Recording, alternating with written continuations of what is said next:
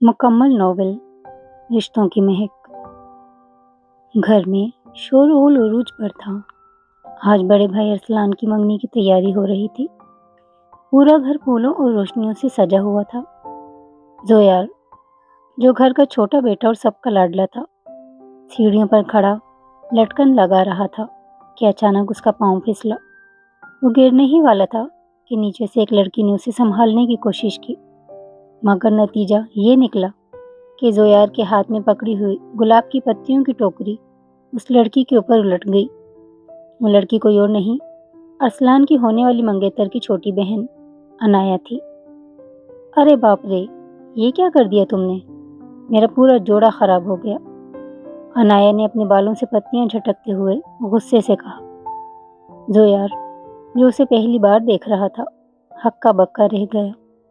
عنایہ کی معصومیت اور اس کی بڑی بڑی آنکھوں میں ایسی چمک تھی کہ زویار اپنی چوٹ بھول گیا۔ معذرت، میں نے سوچا آسمان سے کوئی پری اتری ہے تو استقبال کے لیے پھول نچھاور کر دیے۔ عنایہ نے اسے گھور کر دیکھا، مگر پھر اپنی ہنسی نہ روک سکی۔ فلرٹ کرنا تو کوئی تم سے سیکھے۔ تم زویار ہو نا، ارسلان بھائی کے چھوٹے بھائی؟ جی، اور آپ عنایہ ہوں گی، وہ جن کے بارے میں سنا تھا کہ بہت نکچڑی ہیں۔ زویار نے شرارت سے آنکھ ماری۔ پورے گھر میں کہے گونج اٹھے۔ دادی جان، تایا ابو اور دونوں خاندانوں کے لوگ ایک ہی دسترخوان پر بیٹھے ہنسی مذاق کر رہے تھے۔ وہاں نہ کوئی دشمنی تھی اور نہ ہی کوئی کینہ۔ ارسلان اور عنایہ کی بڑی بہن سارہ کی منگنی بہت دھوم دھام سے ہو گئی تھی۔ زویار اور عنایہ کا کام ایک دوسرے کو تنگ کرنا اور تقریبات کے انتظامات سنبھالنا تھا۔ کبھی زویار عنایہ کے جوتوں میں نمک ڈال دیتا تو کبھی عنایہ زویار کے فون میں اپنی ڈراؤنی تصویریں لگا کر اسے ڈرا دیتی تھی۔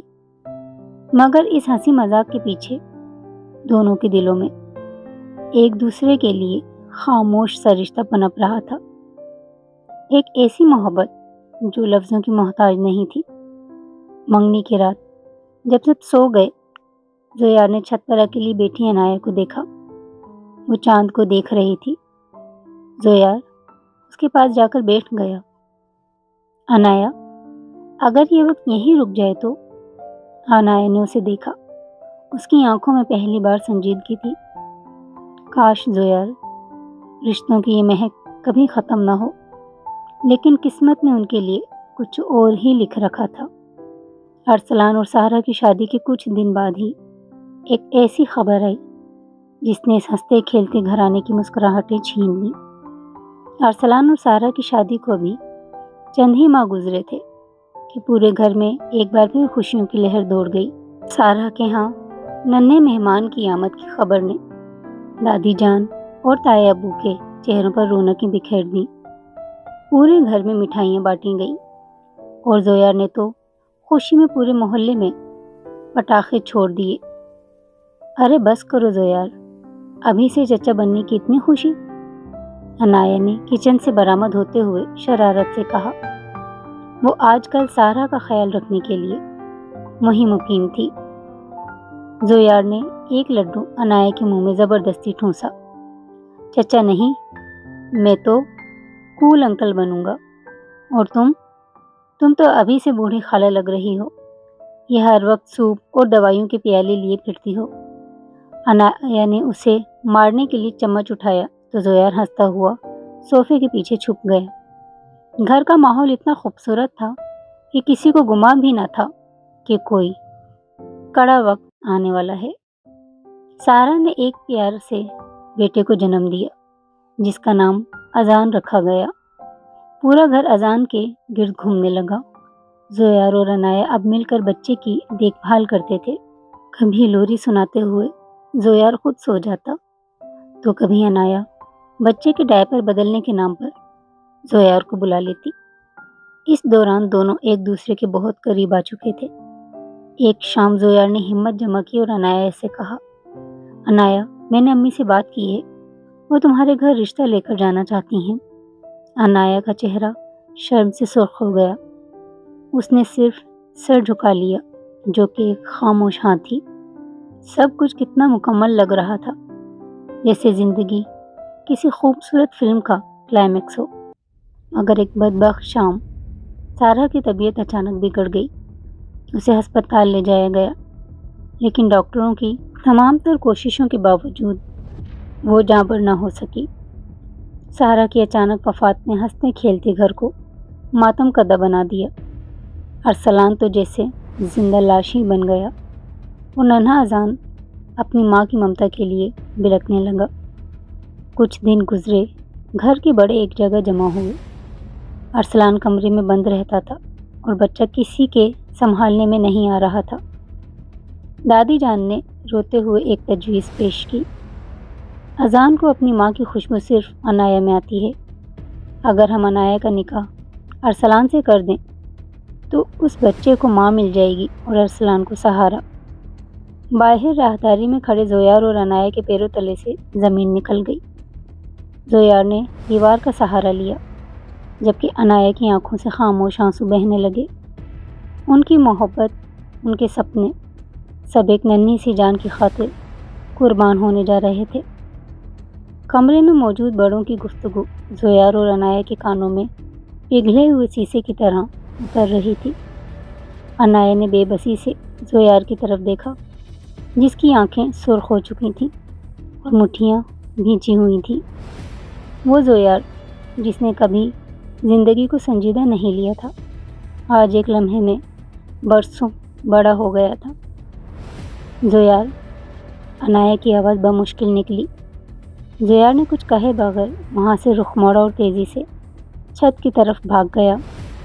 وہ چیخنا چاہتا تھا، قسمت پر سوال کرنا چاہتا تھا، مگر نیچے سے آنے والے ننھے اذان کے رونے کی آواز نے اس کے پاؤں جکڑ لیے۔ وہ بچہ جو کل تک اس کی زندگی کی سب سے بڑی خوشی تھا، آج اس کی محبت کی راہ میں ایک ایسی معصوم دیوار بن گیا تھا جسے وہ گرا نہیں سکتا تھا۔ اگلے دن تایا ابو نے عنایا کو اپنے پاس بلایا۔ ان کے چہرے پر تھکن اور آنکھوں میں التجا تھی۔ بیٹا، تم جانتی ہو ارسلان کی کیا حالت ہے؟ وہ بچہ سارہ کی آخری نشانی ہے اور اس دنیا میں تمہارے سوا اسے کوئی ماں نہیں دے سکتا۔ میں جانتا ہوں یہ تمہارے لیے بہت بڑا بوجھ ہے، مگر کیا تم اس گھر کی لاج رکھ لو گی؟ عنایا خاموش رہی۔ اس کی نظریں کمرے کے کونے میں پڑے زویار کے گٹار پر تھیں، جسے وہ دونوں مل کر بجایا کرتے تھے۔ اس نے ایک لمبا سانس لیا اور بھرائی ہوئی آواز میں کہا، جیسا آپ بہتر سمجھیں تایا ابو۔ زویار یہ سب دروازے کے پیچھے سے سن رہا تھا۔ اس کا دل ٹوٹ کر کرچی کرچی ہو گیا، مگر اس نے ایک بڑا فیصلہ کر لیا تھا۔ وہ جانتا تھا کہ اگر وہ یہاں رہا تو عنایا اس رشتے کو نبھا نہیں پائے گی اور نہ ہی خود کو سنبھال پائے گا۔ شام کو زویار نے اپنا بیگ پیک کیا۔ اس نے عنایا کے لیے ایک چھوٹی سی چٹ لکھی اور اسے اس کے کمرے میں موجود کتاب کے اندر رکھ دیا۔ جب وہ گھر سے نکل رہا تھا تو سیڑھیوں پر اس کا سامنا عنایا سے ہوا۔ دونوں کے درمیان چند قدموں کا فاصلہ تھا، مگر ایسا لگ رہا تھا جیسے صدیوں کی دوری آ گئی ہو۔ تم جا رہے ہو؟ عنایا نے پوچھا۔ اس کے لہجے میں ایک عجیب سی ویرانی تھی۔ ہاں عنایا، بڑے بھائی کو تمہاری ضرورت ہے اور اذان کو ایک ماں کی۔ میں یہاں رہا تو شاید سب کے لیے مشکل پیدا کر دوں گا۔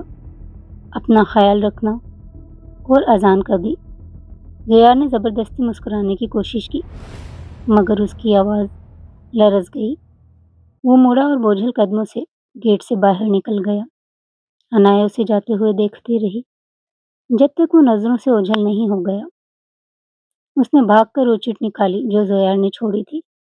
اس پر لکھا تھا، کچھ رشتے حاصل کرنے کے لیے نہیں، نبھانے کے لیے ہوتے ہیں۔ تم نے رشتہ چنا ہے، میں نے فرض۔ خوش رہنا۔ وقت کسی کے لیے نہیں رکتا، چاہے دل پر کتنے ہی گہرے زخم کیوں نہ ہو۔ زویار کے جانے کے ایک ہفتے بعد نہایت سادگی سے ارسلان اور عنایا کا نکاح پڑھا دیا گیا۔ پورے گھر میں اداسی کی ایک چادر تنی تھی، مگر اذان کی معصوم کلکاریاں اس خاموشی کو توڑنے کی واحد کوشش تھیں۔ ارسلان نے عنایا کو ہمیشہ ایک چھوٹی بہن کی طرح دیکھا تھا، اس لیے اس رشتے کو قبول کرنا اس کے لیے بھی کسی کڑی آزمائش سے کم نہ تھا۔ وہ زیادہ تر وقت اپنے کمرے میں یا کام میں مگن رہتا۔ عنایا نے اپنی تمام تر محبت اور توجہ اذان پر نچھاور کر دی تھی۔ وہ اب اس کی ماں بھی تھی اور اس کے ٹوٹے ہوئے گھر کی محافظ بھی۔ 5 سال بعد گھر کا منظر اب بدلا ہوا تھا۔ اذان اب 5 سال کا ہو چکا تھا اور پورے گھر میں اپنی شرارتوں سے رونق لگائے رکھتا تھا۔ وہ عنایا کو مما کہہ کر پکارتا اور ارسلان کے ساتھ اس کا رشتہ ایک آئیڈیل باپ جیسا تھا۔ عنایا نے اپنی زندگی اس گھر کی خدمت میں وقف کر دی تھی، مگر اس کی آنکھوں کی وہ پرانی چمک کہیں کھو گئی تھی۔ ایک صبح ناشتے کی میز پر تائے ابو نے ایک خط کھولا۔ خوشخبری ہے، زویار واپس آ رہا ہے۔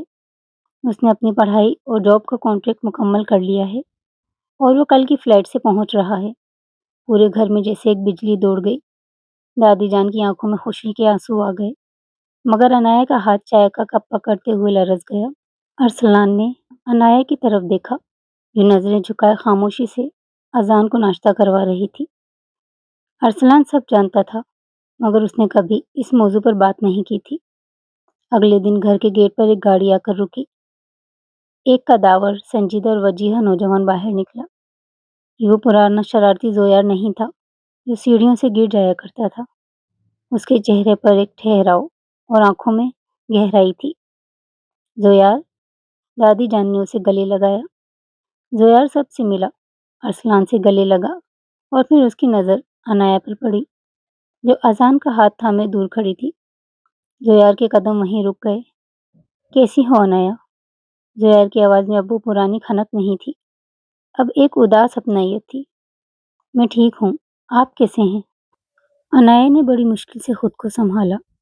اسی وقت اذان بھاگتا ہوا آیا اور زویار کی ٹانگوں سے لپٹ گیا۔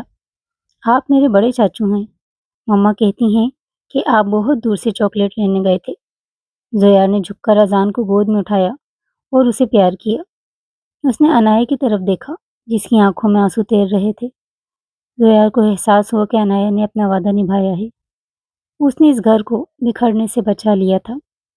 مگر اس رات جب سب سو گئے، زویار باغ میں اسی بینچ پر بیٹھا تھا جہاں اس نے آخری بار عنایا سے بات کی تھی۔ اندھیرے میں اسے کسی کے قدموں کی چاپ سنائی دی۔ یہ عنایا تھی۔ اس کے ہاتھوں میں زویار کی وہی پرانی ڈائری تھی جو وہ جاتے ہوئے چھوڑ گیا تھا۔ تم کیوں واپس آئے زویار؟ عنایا نے بھرائی ہوئی آواز میں پوچھا۔ جب سب کچھ خاموش ہو چکا تھا تو یہ ہلچل کیوں؟ زویار کی واپسی نے گھر میں ایک عجیب سی کشمکش پیدا کر دی تھی۔ وہ پورا دن اذان کے ساتھ کھیلتا، تائے ابو کے کاموں میں ہاتھ بٹاتا، مگر عنایا سے اس کا آمنا سامنا صرف دسترخوان پہ ہوتا۔ دونوں کی نظریں ملتی تو ماضی کے ہزاروں قصے سامنے آ جاتے، مگر زبانیں خاموش رہتی۔ ایک دوپہر زویار اسٹور روم میں اپنی پرانی چیزیں ڈھونڈ رہا تھا کہ اسے ایک گٹار کیس ملا۔ اس نے اسے باہر نکالا تو وہ گرد سے اٹا ہوا تھا۔ اسی وقت عنایا وہاں کچھ لینے آئی۔ زویار کو گٹار صاف کرتے دیکھ اس کے قدم رک گئے۔ یہ اب نہیں بجدا، عنایا نے دروازے پر کھڑے ہو کر دھیمے سے کہا۔ اس کی تاریں اسی دن ٹوٹ گئی تھیں جس دن تم گھر سے گئے تھے۔ زویار نے گٹار کی تار پر انگلی پھیری۔ ایک اداس سی آواز گونجی۔ تاریں تو بدلی جا سکتی ہیں عنایا، مگر جو دھنیں خاموش ہو جائیں وہ دوبارہ نہیں لوٹتی۔ اس نے سر اٹھا کر عنایا کو دیکھا۔ میں نے سنا ہے کہ تم نے ارسلان بھائی کا بہت خیال رکھا۔ عنایا کی آنکھوں میں نمی آ گئی۔ صرف ارسلان بھائی کا نہیں، اس گھر کی ہر دیر و دیوار کا خیال رکھا ہے، مگر اپنی روح کا کیا کرتی؟ وہ تو اسی دن قید ہو گئی تھی جب میں نے اس رشتے کے لیے ہاں کہی تھی۔ اسی وقت ارسلان وہاں سے گزرا۔ اس نے ان دونوں کی باتیں سن لی تھیں۔ ارسلان کوئی جاہل یا ضدی انسان نہیں تھا، وہ ایک حساس دل رکھنے والا بھائی تھا۔ اسے بچپن سے ہی زویار اور عنایا کی پسندیدگی کا علم تھا، مگر سارا کی موت اور گھر کے بڑوں کے دباؤ نے اسے خاموش کر دیا تھا۔ رات کو ارسلان اپنے کمرے میں اکیلا بیٹھا سارا کی تصویریں دیکھ رہا تھا۔ اس نے محسوس کیا کہ وہ عنایا کے ساتھ انصاف نہیں کر رہا۔ عنایا نے اسے ایک بہترین دوست اور ہمدرد کی طرح سنبھالا تھا، مگر ان کے درمیان میاں بیوی والا رشتہ کبھی قائم نہیں ہو سکا۔ اگلے دن ارسلان نے زویار کو اپنے پاس بلایا۔ زویار، میں نے شہر کے باہر ایک نئے پروجیکٹ کی ذمہ داری لی ہے۔ میں چاہتا ہوں کہ میں اور اذان کچھ عرصے کے لیے وہاں شفٹ ہو جائیں۔ زویار حیران رہ گیا۔ مگر بھائی، اچانک کیوں؟ اور بھابھی، میرا مطلب ہے انایا، وہ بھی آپ کے ساتھ جائیں گی؟ ارسلان نے زویار کے کندھے پر ہاتھ رکھا۔ اس کی آنکھوں میں قربانی کا عکس تھا۔ نہیں زویار، انایا یہیں رہے گی۔ اسے اس گھر کی اور دادی کی ضرورت ہے، اور شاید اسے اب اپنی زندگی جینے کی ضرورت ہے، جس سے میں نے اسے 5 سال محروم رکھا۔ زویار کا دل زور سے دھڑکا۔ کیا ارسلان بھائی سب کچھ سمجھ گئے تھے؟ کیا وہ انایا کو اس رشتے سے آزاد کرنا چاہتے تھے؟ ارسلان کی بات سن کر زویار کے پیروں تلے سے زمین نکل گئی۔ اسے اپنی سماعت پر یقین نہیں آ رہا تھا۔ بھائی، آپ یہ کیا کہہ رہے ہیں؟ انایا آپ کی بیوی ہے، اذان کی ماں ہے۔ وہ آپ کے بغیر یہاں کیسے رہے گی؟ اور لوگ کیا کہیں گے؟ ارسلان کھڑکی کے پاس جا کر کھڑا ہو گیا اور باہر خالی سڑک کو دیکھنے لگا۔ لوگ تو تب بھی بول رہے تھے جب تم یہ گھر چھوڑ کر گئے تھے زویار۔ رشتے صرف کاغذ کے ٹکڑوں پر دستخط کرنے سے نہیں بنتے۔ میں نے ان 5 سالوں میں انایا کی آنکھوں میں تمہارا انتظار دیکھا ہے۔ وہ فرض تو نبھا رہی ہے، مگر وہ زندہ نہیں ہے۔ ارسلان مڑا اور زویار کے قریب آیا۔ میں سارا کی جگہ کسی کو نہیں دے سکا، اور انایا تمہاری جگہ کسی کو نہیں دے پائی۔ ہم تینوں ایک ایسے بندھن میں بندھے ہیں جو ہمیں گٹھن دے رہا ہے۔ میں اذان کو لے کر جا رہا ہوں تاکہ انایا کو سوچنے کا موقع ملے کہ وہ اپنی زندگی کے ساتھ کیا کرنا چاہتی ہے۔ اگلی صبح جب ارسلان گھر والوں کو اپنے فیصلے کے بارے میں بتایا تو دادی جان نے آسمان سر پر اٹھا لیے۔ یہ کیسی باتیں کر رہے ہو ارسلان؟ بھلا ماں کے بغیر بچہ کیسے رہے گا؟ اور انایا اکیلی یہاں کیا کرے گی؟ انایا خاموش کھڑی ارسلان کو دیکھ رہی تھی۔ اس کی آنکھوں میں حیرت اور دکھ کا ملا جلا تاثر تھا۔ اسے لگ رہا تھا جیسے اسے ایک بار پھر آزمائش میں ڈالا جا رہا ہے۔ اذان میرے ساتھ خوش رہے گا دادی، اور انایا کو اب آرام کی ضرورت ہے، ارسلان نے دو ٹک لہجے میں کہا اور اپنا بیگ گاڑی میں رکھنے لگا۔ انایا بھاگتی ہوئی ارسلان کے پاس آئی۔ ارسلان بھائی، میرا مطلب ہے آپ یہ کیا کر رہے ہیں؟ کیا مجھ سے کوئی غلطی ہوئی؟ کیا میں نے اذان کا خیال ٹھیک سے نہیں رکھا؟ ارسلان نے انایا کے سر پر شفقت سے ہاتھ رکھا۔ تم نے ضرورت سے زیادہ خیال رکھا ہے انایا۔ اب وقت ہے کہ تم اپنا خیال رکھو۔ میں تمہیں اس قید سے آزاد کر رہا ہوں جو میں نے نادانی میں تم پر تھوپی تھی۔ گاڑی سٹارٹ ہوئی اور ارسلان اذان کو لے کر روانہ ہو گیا۔ اذان شیشے سے ہاتھ ہلا رہا تھا۔ مما، میں جلدی واپس آؤں گا، آپ چاچو کے ساتھ کھیلنا۔ انایا وہیں صحن میں بیٹھ کر رونے لگی۔ گھر میں ایک عجیب سی خاموشی چھا گئی۔ زویار دور کھڑا یہ سب دیکھ رہا تھا۔ اس کا دل چاہ رہا تھا کہ وہ انایا کے پاس جائے اور اسے تسلی دے، مگر اب ان دونوں کے درمیان بھابھی کا وہ تقدس تھا جسے زویار پامال نہیں کرنا چاہتا تھا۔ شام کو دادی جان کی طبیعت اچانک بگڑ گئی۔ ارسلان کے جانے کا صدمہ وہ برداشت نہیں کر سکی۔ زویار اور انایا کو مل کر دادی کو سنبھالنا پڑا۔ رات کے اندھیرے میں جب دادی سو گئیں تو زویار کچن میں پانی لینے گیا۔ وہاں انایا پہلے سے موجود تھی۔ وہ گلاس ہاتھ میں پکڑے گمسم کھڑی تھی۔ انایا، یہ ارسلان بھائی بہت بڑے دل کے مالک ہیں۔ زویار نے خاموشی توڑی۔ انایا نے مڑ کر دیکھا۔ اس کے گال آنسوؤں سے گیلے تھے۔ بڑے دل کے مالک ہیں یا مجھ پر ایک نیا بوجھ ڈال گئے ہیں؟ اب محلہ پوچھے گا کہ شوہر کیوں چھوڑ گیا؟ میں کیا جواب دوں گی زویار؟ کہ میرا شوہر مجھے میرے پرانے پیار کے پاس چھوڑ گیا ہے؟ زویار خاموش ہو گیا۔ انایا کی بات میں ایک کڑوی سچائی تھی۔ انایا کے تلخ سوال نے زویار کو لاجواب کر دیا تھا۔ وہ اس کی تکلیف کا اندازہ نہیں کر پا رہا تھا جو ایک عورت کو معاشرے کے تانوں سے ہوتی ہے۔ زویار نے کچھ کہنا چاہا، مگر انایا اسے وہیں چھوڑ کر اپنے کمرے میں چلی گئی اور اندر سے دروازہ بند کر لیا۔ اگلے چند دن گھر پر بھاری گزرے۔ دادی جان کی طبیعت سنبھل تو گئی تھی، مگر وہ پہلے جیسی چاقو چوبند نہیں رہی تھیں۔ وہ ہر وقت تسبیح پڑھتی اور ارسلان کو یاد کر کے روتی رہتی۔ محلے کی خواتین جب ملنے آتی تو ان کے سوالات عنایت کو دل کو چھلنی کر دیتے۔ ارے انایا بیٹی، ارسلان کیوں چلا گیا؟ کیا میاں بیوی میں کوئی انبن ہو گئی تھی؟ تائی جان نے چائے پیتے ہوئے تجسس سے پوچھا۔ انایا نے زبردستی مسکراتے ہوئے جواب دیا، نہیں تائی جان، بس آفس کا کچھ کام تھا اور وہ ذرا تبدیلی چاہتے تھے۔ زویار یہ سب درد سے سنتا اور ان کا خون کھول اٹھتا۔ اسے احساس ہو رہا تھا کہ ارسلان نے قربانی تو دے دی، مگر اس کا طریقہ شاید درست نہیں تھا۔ اس نے ارسلان کو کئی بار فون کیا، مگر ارسلان کا فون مسلسل بند جا رہا تھا۔ ایک رات جب پورا گھر سو رہا تھا، زویار کو لان میں کسی کے رونے کی آواز آئی۔ وہ باہر نکلا تو دیکھا کہ انایا گھاس پر بیٹھی اذان کا کھلونا ہاتھ میں لیے سسکیاں بھر رہی تھی۔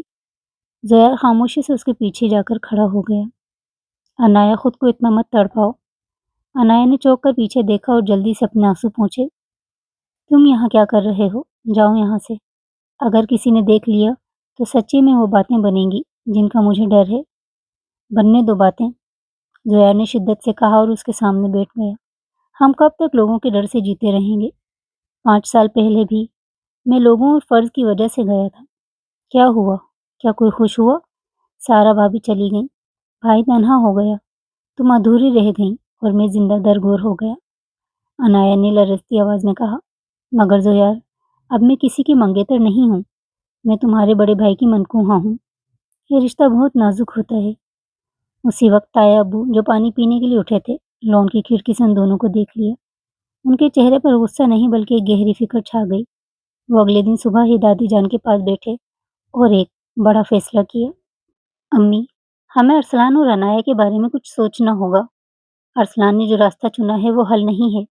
اگر وہ انایا کے ساتھ نہیں رہنا چاہتا تو ہمیں اس رشتے کو ختم کر کے انایا کو اس کا حق دینا چاہیے تاکہ وہ اپنی زندگی دوبارہ شروع کر سکے۔ دادی جان نے کانپتے ہاتھوں سے تسبیح روکی۔ تمہارا مطلب ہے طلاق؟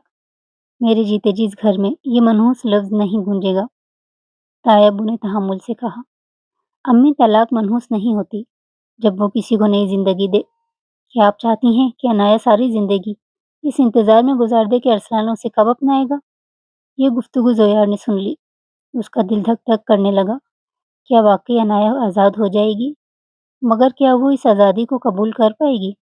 تایا ابو کی باتوں نے پورے گھر میں ایک خاموش ارتعاش پیدا کر دیا تھا۔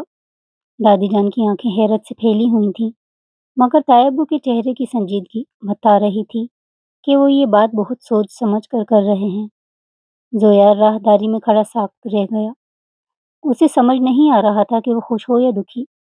طلاق کا لفظ اس کے خاندان کے لیے گالی جیسا تھا، مگر انایا کی زندگی کا سوال اسے اس تلخ حقیقت کو قبول کرنے پر مجبور کر رہا تھا۔ اگلی صبح تایا ابو نے ارسلان کو ڈھونڈ نکالا۔ وہ شہر سے دور ایک چھوٹے سے ریسٹ ہاؤس میں مقیم تھا۔ جب تایا ابو وہاں پہنچے تو ارسلان اذان کو گود میں لیے دھوپ میں بیٹھا اسے کہانیاں سنا رہا تھا۔ ارسلان، یہ بھاگنا کب تک چلے گا؟ تایا ابو نے اس کے سامنے بیٹھتے ہوئے پوچھا۔ ارسلان نے نظریں جھکا لیں۔ میں بھاگ نہیں رہا ابا، میں بس سب کو ایک موقع دے رہا ہوں۔ تمہارا یہ موقع انایا کو تماشا بنا رہا ہے، تایا ابو نے سختی سے کہا۔ اگر تم اسے بیوی نہیں مان سکتے تو اسے اپنی قید سے آزاد کر دو۔ ہم نے فیصلہ کیا ہے کہ تم اسے طلاق دے دو تاکہ وہ اپنی مرضی سے زندگی گزار سکے۔ ارسلان کے ہاتھ سے اذان کا کھلونا گر گیا۔ اس کی آنکھوں میں ایک دم سے خالی پن چھا گیا۔ اس نے کبھی نہیں سوچا تھا کہ بات یہاں تک پہنچ جائے گی۔ طلاق؟ ابا کی امی مان گئیں؟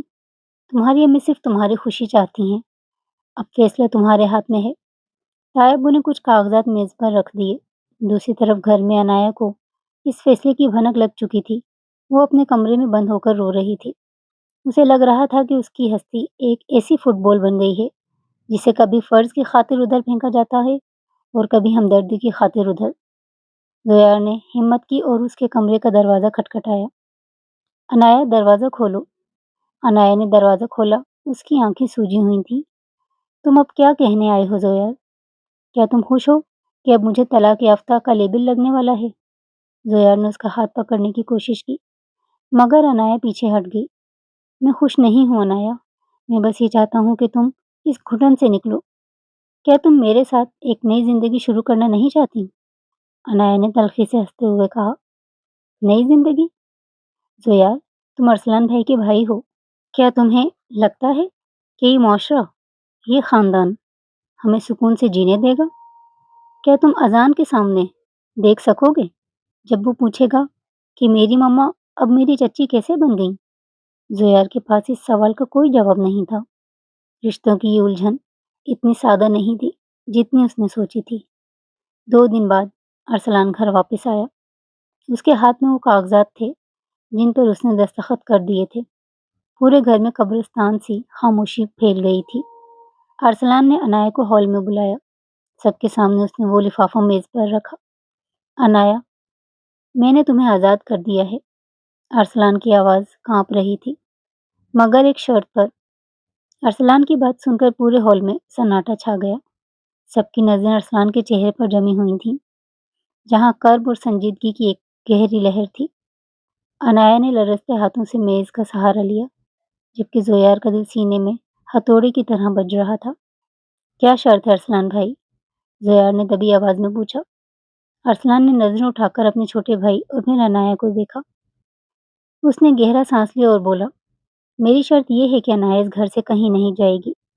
اگر اسے طلاق کے بعد کسی دوسرے گھر جانا پڑا تو میں خود کو کبھی معاف نہیں کر پاؤں گا۔ میں چاہتا ہوں کہ انایا کا نکاح اسی گھر میں زویار سے ہو جائے۔ دادی جان کے ہاتھ سے تسبیح گر گئی۔ تایا ابو نے بھی حیرت سے ارسلان کو دیکھا۔ یہ ایک ایسی تجویز تھی جس نے سب کو شش و پنج میں ڈال دیا تھا۔ ارسلان آگے بڑھا اور زویار کے سامنے کھڑا ہو گیا۔